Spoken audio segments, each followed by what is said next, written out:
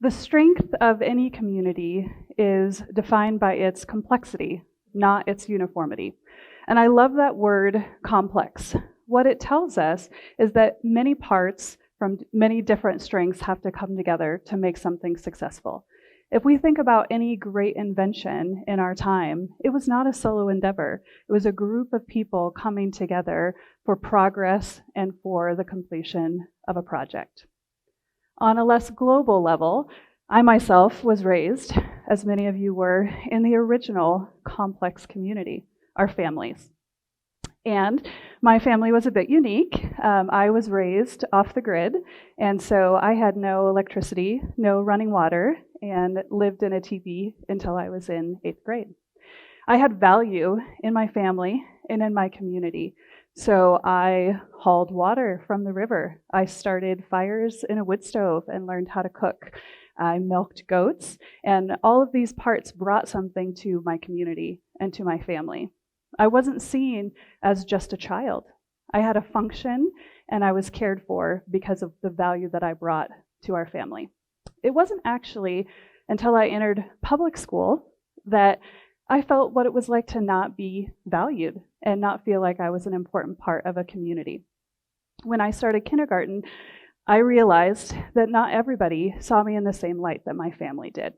And so not only was I teased for smelling like wood smoke, wearing thrift store clothing, having a name that rhymed with far too many things, I found out that if I cried in class, my kindergarten teacher would make me sit behind the trash can. And so these are the things that I experienced as a student in the educational system. And I really do think it's a tale as old as time. Most educators have a story similar to mine, and they have chosen to go into education to make a difference because what they experienced could have been better for them. And so is the case for me. After 39 years of experiencing public education in some capacity, a student or an educator, what I found was that there really are, in my opinion, of course, 5 things that can really help a climate and culture of a school and help students feel welcomed. And I know public education loves a good programmatic approach. I don't have that for you today. I don't have a 3-ring binder. I don't have worksheets. I don't have a new fancy app. What I do have is this. And it is a great mnemonic device. My brain kind of thinks and functions differently than other people. And so you might see I have some little notes to myself that I can't read now, so let's forget about that, on my fingers to help me remember what we're going to talk about today. And you can join me if you'd like. Don't feel pressured, challenge by choice. I have a hand here. I'm going to look at it and think, I have unity. I have a community right here on my palm. This is the ideal that we want to have for our students and for our school culture. And I want to protect that. And I bet you do too, right? Community is important for everyone. And whether we're introverts or extroverts, whether we're pumped about going to school or not, we all want a community that's welcoming and safe. And so if you want to close your hand with me or not around this idea of unity, my guess is that most of you closed your hand with your thumb on top. So we're going to start there. My first concept or first idea behind school culture is the idea of don't make assumptions. We are almost designed as human beings to make assumptions about others. And we might look at a student that comes in with the hood up and the head down, and we as educators, we as people in that environment are making assumptions about that student already. They have an attitude, they don't want to be here, and so we don't ever look beyond that or try to look beyond that. And if we take the time to look beyond the assumption, as is probably true of people in your world, in your life, whether that's the grocery store or the parking lot, we can find that we can build a stronger community. So I have a goal in my work world. I stand at the entry of our school every day, and I greet students as they come into the building. And I have a couple of motivations for that, a couple sneaky motivations. One is it helps me learn names really fast, because knowing someone's name and being able to look them in the eye and speak to them with their name is going to increase that sense of community and culture. The other reason for that is that oftentimes I might be the first smile that that student has seen that day as they're entering the building. And so I had this 8th grade student, granted to be fair, he was in middle school, we all know middle school, and he would come in the front door of the building every day. And I would say, Good morning, it's good to see you. I'm glad you're here. Hi, how are you? And I'd change it up every day, and I got no response for months from this student. It was, you cannot look at me. I'm going to keep my hood up. And so I just kept trying and thinking, one of these days. And sure enough, one day I'm standing there with my counselor next to me as a witness, and I say, good morning, how are you? And then out of my peripheral vision, I hear this middle school, yo, Starr! I said, how you doing today? And I was like, what? And literally was surprised that he had actually spoken to me. From that point on, we were able to greet one another every day. And for him, I realized after learning more about his story, which is challenging, like many of our young people, it was about trust. He really wanted to know if I was going to see him every single day, or if I was going to make an assumption about who he was and begin to start ignoring him. So that's why, for me, the thumb is so important. And that's one story of thousands about young people in the public education system. Finger, if you want to join me, pointer finger, if you want to put it to your lips, it's my reminder that we spend an awful lot of time shushing young people and telling them to be quiet.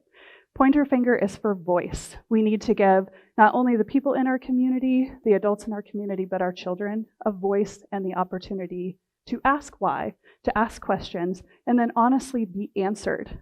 When we, as the people offering up decisions, offering up information, actually answer that question of why, we begin to unravel our own thinking and look at our own motivations, and we can become partners in learning with these young people and actually find that we can develop a new sense of community through their engagement.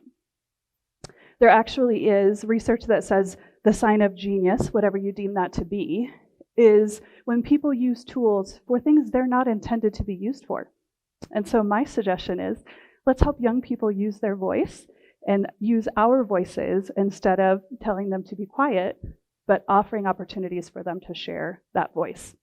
This is so important to me because over my years of elementary school, by the time I got to 6th grade, I had been shushed so many times that I chose not to speak at school. Some might be familiar with the term selectively mute. That was a choice that I had made all throughout my 6th grade year. So our young speaker before the break is in 6th grade. So quite a difference in the idea of voice there, which I'm pleased to see. So I had a teacher, if anybody knows her in the viral world, Antoinette Sposato, she gave me voice because she didn't try to make me talk. She journaled with me. Every single day when I would come into school, I would have a letter in my journal, and then I could write her back, and I found a way to have voice through that 6th grade year. So voice, very important for our young people. The next finger is the middle one. If you're holding up your hand, maybe keep the other 2 fingers up too, or they might cut us out of TED Talk, right? The middle finger is about the idea that everybody has value in a community. And when I'm speaking specifically of a school community, even when I look around to everybody that's involved in this process tonight, everybody has value, whether that's obviously the students and the parents and the teachers, but it's my front office manager, it's our custodian, it's the person out there doing traffic duty. If those people weren't there with that additive value to our community, we would have a hard time doing our jobs well. My husband has a saying. He always says, someone else's success doesn't necessarily take away from your own. And so I say, the only way to really feel valued is to give that feeling of being valued away to others. Someone else's value to a community does not diminish your own. And as a matter of fact, it actually could potentially build a stronger community. I have a big is relative, I suppose. I feel like I have a big staff at my school. And a couple of years ago, we pulled together to do this fun experiment. And we did Clifton Strength Finders. If you've ever done it, you know what I'm talking about. You take the quiz with the hundreds of questions, and then it gives you your top 4 strengths. And in this case, it was strengths as a leader. And so we took all those strengths and we built this big circle in the middle of our basketball court in our gym. And we taped it off to look like a piece of pie cut into 40 pieces. And those teachers went and put their name in the pie piece that corresponded with their strength. And then we had the opportunity to walk around and look at that pie. We had someone represented in every single piece of that pie as a staff. And to me, that is inspiring.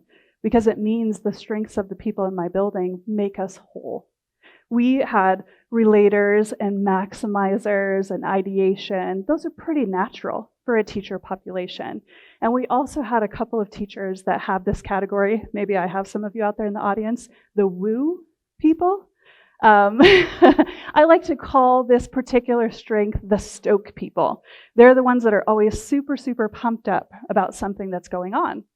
So I love my stoke people. If I have a new idea, something that's coming down the road, I can go to my stoke people and help me get a little bit hyped up and prepared for that. So the value of everyone at intermittent times is important to the betterment of a whole. Our fourth one we're going to talk about is our pinky finger. And with this one, I want to talk about the uniqueness and the variety of thought in a community. So I picked the ring finger for this one because if you look down at your ring finger, you probably see yours is unique from the person that's sitting next to you. Maybe you don't have one at all. Maybe you wear a ring on the other hand, or you don't like rings. Maybe yours is tattooed on, has emeralds instead of diamonds, or one of those cool like silicone ones that are real popular right now. So everybody has kind of a unique like ring on this finger. And so when we think about uniqueness, the important part of a community as a whole, not only would it be rather boring if everyone were the same and it wasn't unique, but I had a young man who has long since graduated. He came to me when he was in 6th grade at our school, and he's crying, snot, like the whole thing. It was not good. And he was very upset. And when I finally got him calmed down to where he could talk to me, he said, "You know, Starr, everyone said I could come to this school because I could be different here." And my mama bear starts kicking in. I'm like, "Oh, really? Who's been messing with you? We don't do bullying in this school. We don't do picking on in this school. We need to talk restorative, like how are we going to get this together?" And when I finally listened and didn't make an assumption, he explained to me, and he said, "Well, everybody here is so different that no one even notices that I'm different anymore." And that was not a bad problem to have when you're in middle school, really, right? And so we had a great conversation around that. And long story short, he completed high school with us. He came out of his shell, he bloomed, and he graduated just as a very unique individual that felt solid in himself because he was accepted in his community. So uniqueness is an important component of a strong community. And if we can allow that for students and allow that for our teachers, we're going to have a more interesting day and we're going to have a stronger community. The last one, if you're doing your hand, I'm talking with mine, so mine isn't open anymore either, is our pinky. And for pinky, I want to talk about passions. When we talk about the finger that our daughters wrap their fathers around, we know it happens, right? It's the pinky finger we always refer to. So I like to think about passion. Why is that true for fathers? Because they're passionate about the success of their children, and they want them to be happy. They want them to move through life in a great way. So for passions, the important part for a community is, I really hate that saying, those who can't do, teach. And maybe it's because I've been a teacher and it just drives me a little crazy.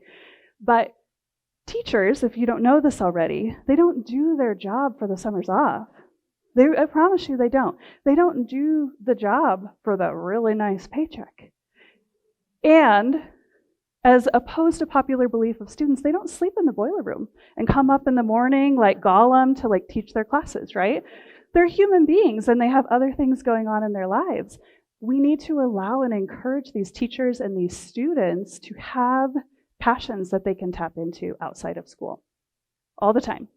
So I had a teacher a couple of years ago, and he was, as many of our teachers are right now, it's very overwhelming to be in the public education system as a teacher, and he was kind of getting into a little bit of a dark place.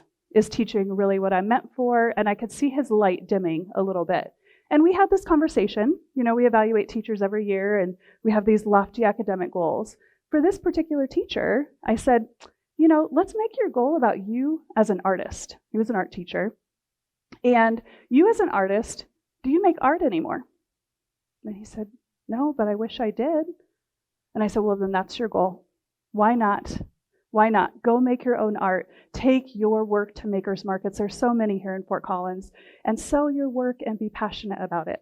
And then come and tell me in August how that went. Well, the conversation that happened was he literally was back to life. I can't explain it. It was just like this light turned on in him. And he took that to the degree where this year at one of our open house nights at the school, he helped his students set up a maker's market to sell their own art. So cute. Little Venmo signs and all kinds of things. It was adorable. But not only had he brought his light back, he had brought a real world learning experience for students through diving into his own passions and bringing out his own light for them to see. Our students are motivated when our teachers are passionate and happy about what they're doing, and they can see that. They can tell that. So, if you have your hand out, it's open, and I'm a teacher, so I'm going to review, right? So we got our pinky, which is for our passions, our ring finger for uniqueness, our middle finger for value, our pointer finger for voice, and our thumb for not making assumptions. And now you have this other beautiful little shape, and it looks like this, and you're all sitting next to someone, maybe.